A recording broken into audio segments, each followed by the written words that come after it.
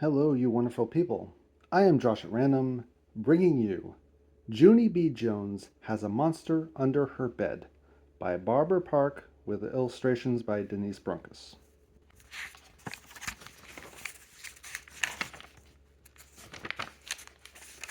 Chapter 1, The Cheese Man. My name is Junie B. Jones. The B stands for Beatrice, except I don't like Beatrice. I just like B, and that's all. I am in the grade of afternoon kindergarten. Today, we got school pictures taken at that place. School pictures is when you wear your bestest dress, and you go to the cafeteria, and a cheese man is there. He makes you say, cheese, only I don't actually know why.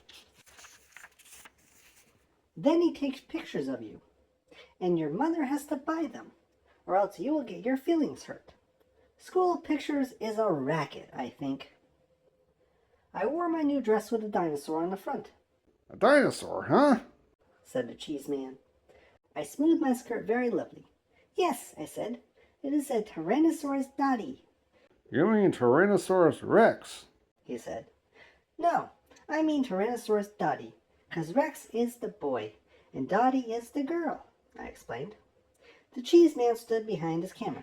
Say cheese, he told me. Yeah, only guess what? I don't actually know why I have to say that word, 'cause what's cheese got to do with it? I asked. Cheese makes you smile, said the cheese man. I shook my head. Not me.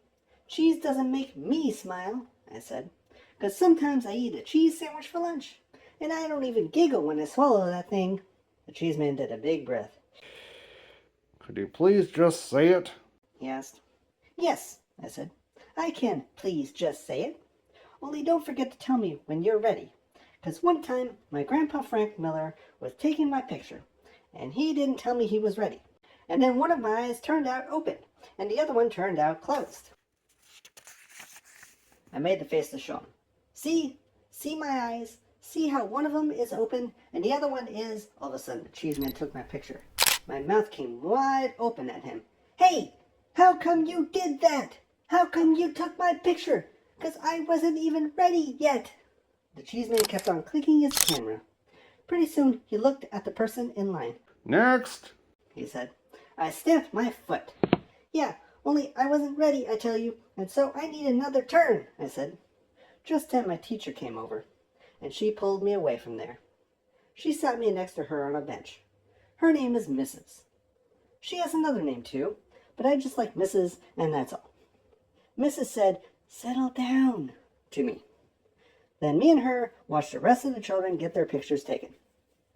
My bestest friend named Lucille went next. She had a blue satin ribbon in her hair. My Nana says this ribbon blinks out the blue in my eyes, she told the cheese man. She opened them real wide. See them? See their color? They are robin's egg blue, with just a hint of lavender. The cheese man sucked on his cheeks. He was getting frustration in him, I think. could you please just say cheese? He grouched. Lucille smiled real big with all her teeth. Cheese, she sang very loud. Cheese, cheese, cheesy cheese, cheese. Then she kept on singing cheese till the cheese man said, Knock it off. After she was done, Lucille skipped over to me and Mrs. Did you see me? She asked. Did you see how good I said cheese? That's because I'm going to be a model when I grow up, so I already know how. She fluffed her fluffy hair. The camera is my friend, she said. Mrs. rolled her eyes way up at the ceiling. I looked up there too, but I didn't see anything. After that, it was time for the class picture. The class picture is when all of room 9 lines up in 2 rows. The biggie kids stand in the back, and the shorty kids stand in the front. I am a shorty kid, only that is nothing to be ashamed of. I stood next to Polly Allen Puffer. He looked very admiring at my dinosaur dress. Dinosaurs bite people's heads off, he said. I did a frown. Yeah, only they don't even scare me, 'cause there's no such thing as dinosaurs anymore, I told him. So, there's still such things as monsters that can bite your head off, said Polly Allen Puffer. A monster lives right under your bed, I bet. My big brother says that everybody has a monster under their bed. He poked his finger at me. Even you, Junie B. Jones, he said. I got shivers on my arms. No, I do not either, Polly Allen Puffer, I said. Yes, you do too, he said back. My brother is in 7th grade, and he says the monster waits till you're asleep, and he crawls up next to you, and he lies down on your pillow, and he practices fitting your head in his mouth. I covered up my ears, but Polly Allen Puffer talked louder. I can even prove it, he said. Didn't you ever wake up with a drool spot on your pillow? I thought very hard. Yeah, so? So, where do you think it came from? He asked. It came from the monster under your bed. That's where. It was a monster drool, Junie B. Jones. I shook my head real fast. No, it's not, Polly Allen Puffer. You stop saying that, and I mean it. He raised up his eyebrows. Well, where did it come from then? You don't drool on your pillow, do you? You're not a baby, are you? He said. No, don't call me that. I am not a baby, I yelled. Polly Allen Puffer crossed his arms. So, where did the drool come from then? He asked again. I don't know, I said. But my daddy told me there's no such things as monsters. So what? Daddies have to say that, said Polly Allen Puffer. That's so you'll go to sleep at night and not bother them. He squinted his eyes at me. Why do you think daddies and mommies sleep together in the same room anyway? It's so they can protect each other from the monster, or else their heads might get chewed off. Just then, I wrinkled up my nose at that terrible thought. Then I hanged out my tongue, and I did a thick face. And guess what? The cheese man took the class picture. Chapter 2. Just Say Right. After school pictures, we went back to room 9. I put my head down on my table. There's no such things as monsters. There's no such things as monsters, I whispered to just myself. Because my very own daddy told me that, and he wouldn't even lie to me, probably. Mrs. said for me to sit up in my chair. She passed out work for us to do. It was called printing our letters, only I didn't actually feel like doing that. I tapped on my bestest friend named Lucille. Guess what, Lucille? There's no such thing as monsters. There's really, really not. And so a monster doesn't even live under my bed, probably. Right, Lucille? Right? Right? Shh. I'm doing my letters, she said. Yes, Lucille, I know you're doing your letters. Only I just wanted to tell you about the monster, 'cause he's not even real. Right? Lucille didn't say right. How come you're not saying right, Lucille? Just say right, okay? Just say monsters aren't real, and I won't even bother you anymore. All of a sudden, Lucille did a mad breath. Now look what you made me do, Junie B.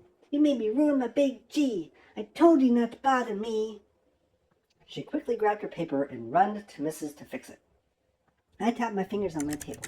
Then I turned around and looked behind me. I smiled at a boy named Crybaby William. Guess what, William? There's no such things as monsters, and so a monster doesn't even live under my bed, probably. Right, William? Right? Right? William moved his seat away from him. I followed him in my chair. I'm right, don't you think, William? A monster really doesn't live under my bed, does he? Plus, also, he doesn't put my head in his mouth. William slid his chair away some more. I scooted after him. Just say right, okay, William? Just say there's not a monster under my bed, and I will be on my way. William picked up his chair. He carried it all the way to the middle of the floor. That's how come I had to carry my chair to the middle of the floor, too. I sat down and smiled very sweet. Right, William? I'm right, aren't I? I said. Only too bad for me, because just then I felt hands on my shoulders. I looked up. It was Mrs. I did a gulp. Hello, how are you today? I said, kind of nervous. Mrs. zoomed my chair back to my table. It was not fun.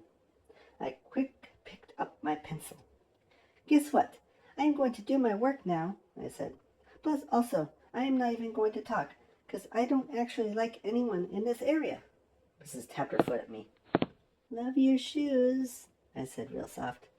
Her foot kept tapping. Only just then, a very great thing happened, and it is called the bell rang for the end of school. I hurried up out the door. Then me and my other bestest friend named Grace run to the bus together. Grace, guess what? There's no such thing as monsters. and so I don't even have one under my bed, probably. Right, Grace? Right? That Grace didn't say right.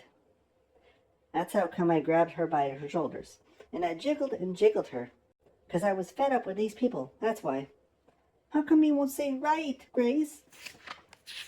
How come nobody will say right? 'Cause I'm getting at the end of my rope with this thing. That Grace took my hands off of her.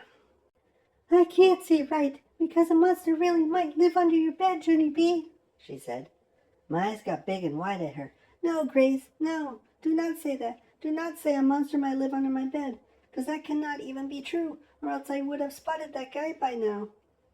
No, you wouldn't, she said. My big sister says that monsters can turn themselves invisible when you look at them, and so that's how come nobody ever sees them.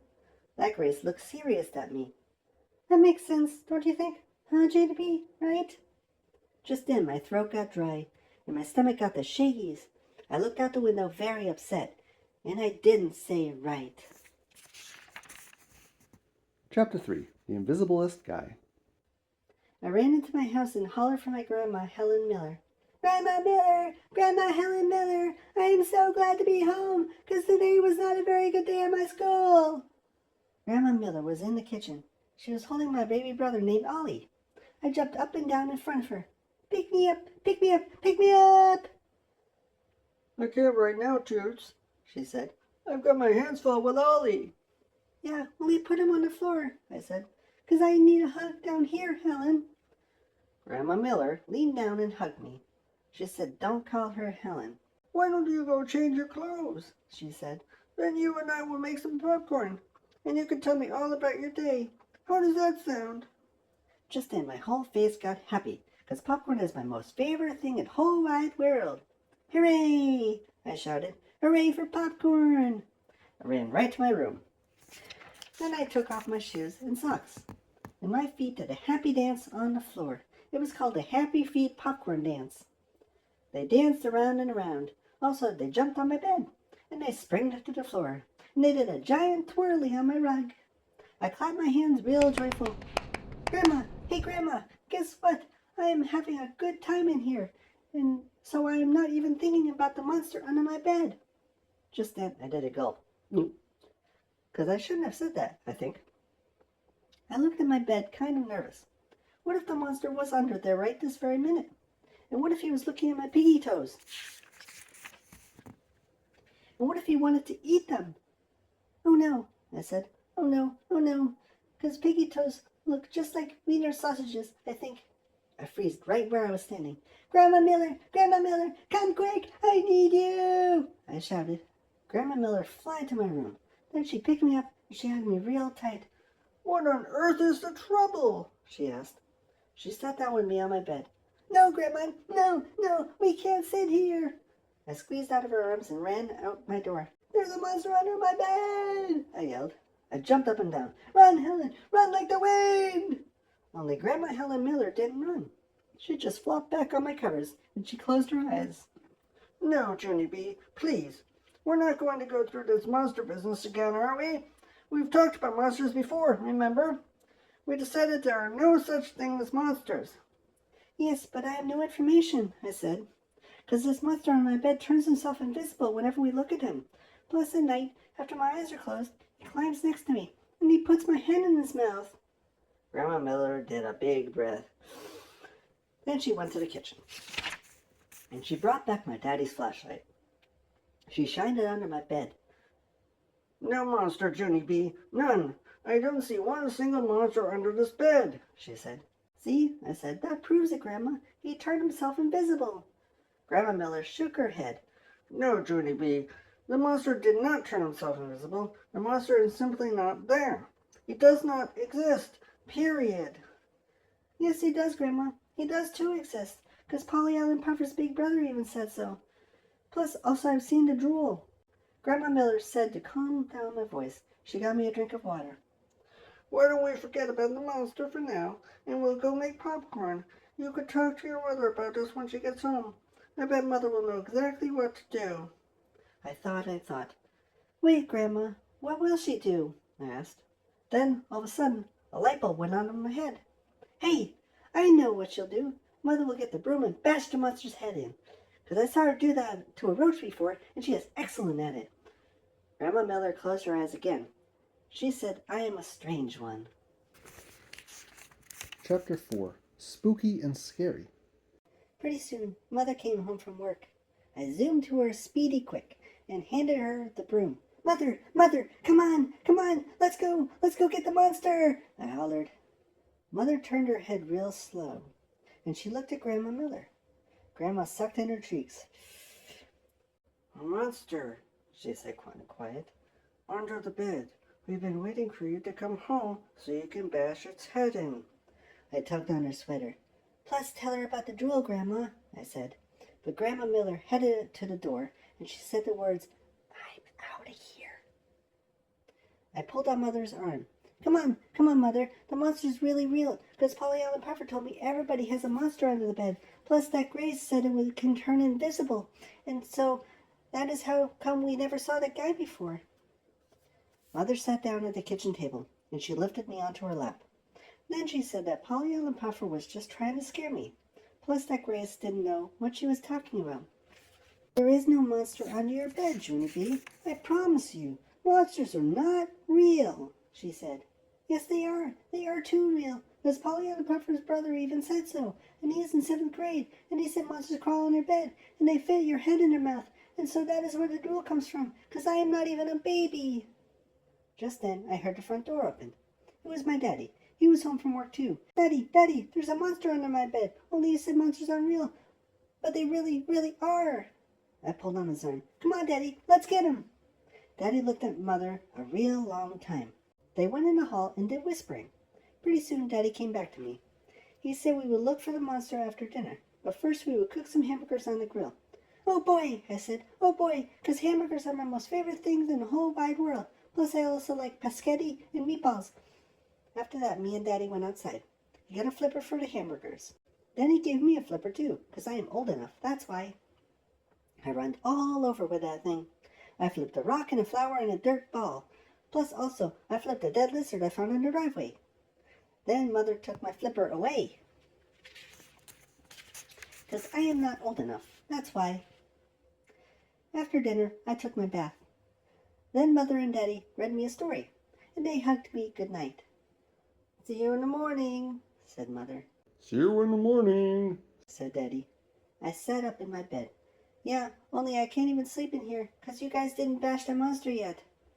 Daddy rubbed his tired eyes. There's no monster, Junie B. There is nothing to be afraid of, he said. Then he kissed me, and he went out of my room, and Mother went with him. I quick got out of bed and followed those two. He turned around and spotted me. Hello, how are you today? I said, very pleasant. I'm going to sit in the kitchen and not bother anyone. Plus, also, I might watch Eyewitness News at 10. Mother carried me back to bed. I followed her out again. Want to bake a lemon pie? A lemon pie would be fun, don't you think? I asked. This time Mother marched me back to my room real fast. Do not get up again, Junie B, she said. Enough is enough. I waited for her feet to walk away. Then I tippy-toed to my baby brother's room, and I climbed into his crib. It was very crowded in there. That's how come I had to get out and put baby Ollie on the floor. Then I climbed in his crib again, and I pulled out the blanket all warm and cozy. Only too bad for me, 'cause just then that crybaby baby started to scream. Daddy ran into the room, speedy quick. He turned on the light and saw me. I did a gulp. Ooh. Hello, how are you today? I said, kind of nervous. I am all warm and cozy. Daddy quick swished me out of there. Then he put baby Ollie back in the crib, and he took me to my bed again. Okay, this is it, he crouched. This is the last time I want to have to come in here. Do you understand, Missy? Do not get out of this bed one more time. I started to cry a teeny bit. Yeah, only what about the monster? I said, because he is still under my bed, I think. Daddy throwed his hands in the air. Then he turned on my light, and he looked for the monster all over the place. First he looked under my bed. Then he looked in my closet, and in my drawers, and in my trash can. Plus also, he looked in my crayon box. No, Master Junie B, he said. No monster anywhere. You're going to have to believe me. Monsters are not real. He sat down on my bed. I'm going to go now, he said. I'm going to leave your door open, and I'm going to leave the hall light on. But this is it, okay? You have to trust me, Junie B. There is no monster under your bed. I holded on to his shirt. Yeah, only tuck in my sheets, okay? Tuck them in real tight, or else my feet might hang over the side, and piggy toes look like little wiener sausages. Daddy tucked in my sheets. There. Now good night. Yeah, only get my teddy, okay, Daddy? Plus, also get my Raggedy Ann named Ruth, and my Raggedy Andy named Larry, and get my stuffed elephant named Philip Johnny Boy. Daddy got all those guys for me. He tucked them into my bed. There. That's it. Now good night, he said. He walked right out of my room, and he kept on going down the hall. I looked all around in the dark. It was spooky and scary in there. Philip Johnny Bob wants a drink of water! I shouted out real loud. I waited and waited. Yeah, only he really, really needs one, on account of he is having problem with his trunk. Daddy didn't come. Raggedy Ruth needs a Kleenex, I yelled next. After that, my voice got quieter. Raggedy Larry wants a cookie, I said, but still Daddy didn't come. Chapter 5. My worstest night ever. It was my worstest night ever. I didn't sleep any winks. That's because I had to keep my eyes open, or else the monster wouldn't stay invisible. I heard Mother and Daddy go to bed. Good night, everybody. Good night. It's me. It's Junie B. Jones. I am still awake in here, 'cause I can't even close my eyes, or the monster will come. Mother and Daddy didn't yell back. Plus, here's another thing I need to tell you. Don't turn out the hall light. Plus, don't shut my door. Plus, don't shut your door either.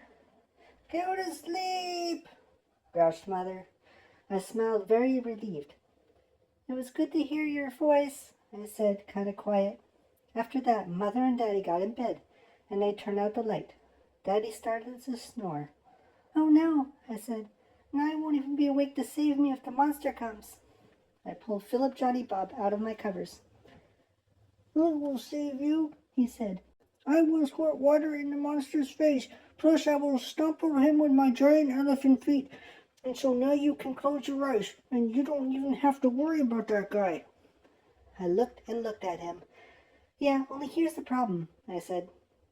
You're not actually strong, 'cause you just have Fluffy in you. Plus, also, you can't really squirt water, and so who am I kidding here?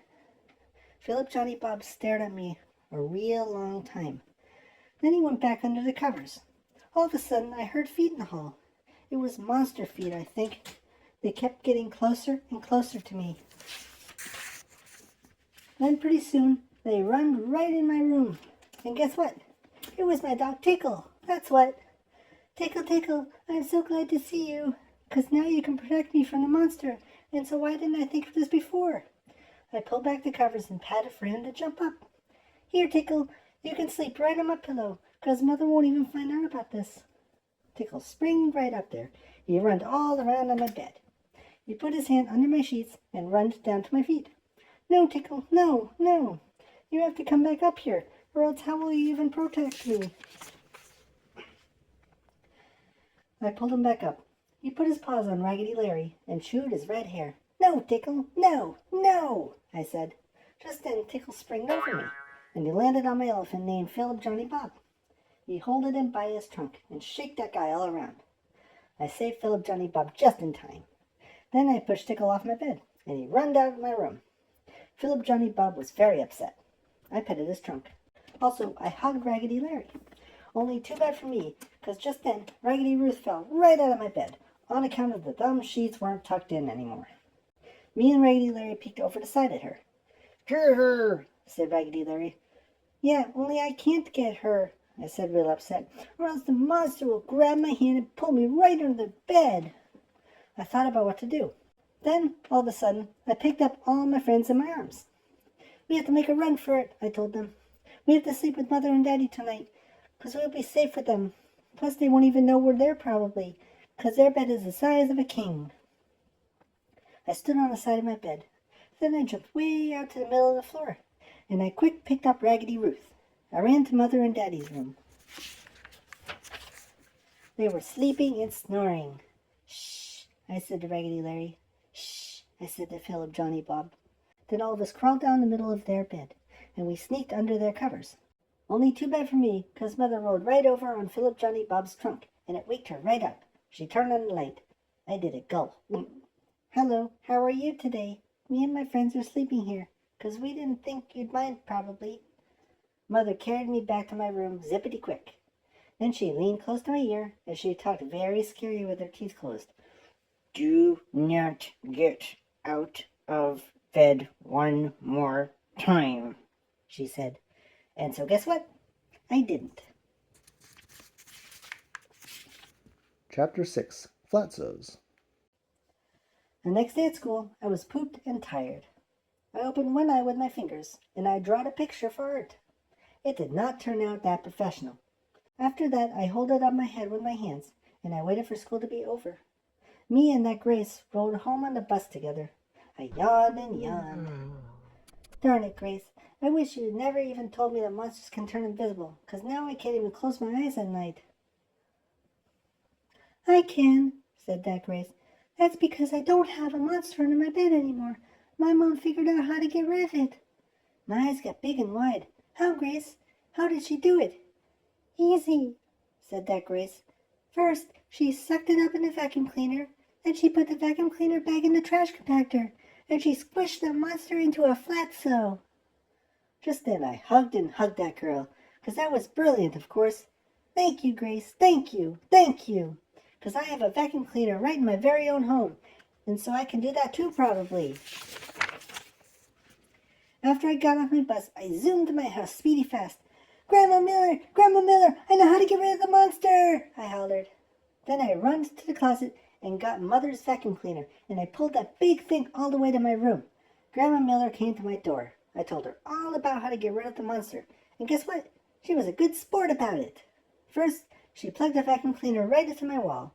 Then she put it under the bed, and she sucked the monster right out of there. Hooray! Hooray! You got him! You got the monster, Grandma! I yelled, real thrilled. Grandma Miller runs with the bag to the kitchen, and she throwed it in the trash can. There, that ought to do the trick, she said, very happy. I looked and looked at the trash. Then I did a teeny frown. Yeah, only here's the problem, Grandma. You didn't actually put the bag in a trash compactor, and that is what turns the monster into a flatso. Grandma Miller smiled. Yes, but this house doesn't have a trash compactor, Junie B, she said. Your monster will just have to stay in the vacuum cleaner bag. My frown got bigger. Yeah, but what if he leaks out, Grandma? Then maybe he might float in the air all the way back to my room, and he will get under my bed again. Grandma Miller tapped on the counter with her fingers. Then her cheeks filled up with air, and she let it out real slow. Okay, how about this? What if I take it outside? I'll take the bag outside, and I'll push it way down in the big garbage can. And then I'll press the lid down really tight so he can't get out. Yeah, but he still won't be a flatso, I said, very whining. Just then Grandma Miller got frustration in her. She grabbed the vacuum cleaner bag and ran outside. Then she put it on the driveway. She got in the car and she backed up over that thing with her tires. Pretty soon, she came back into the house. She brushed her hands together. There, now he's a flatso, she said, kind of growly. After she left, I got on the couch and I stared very nervously at the driveway. 'Cause guess why? A car is not a trash compactor. That's why. Chapter 7, Snarlies and Snufflies.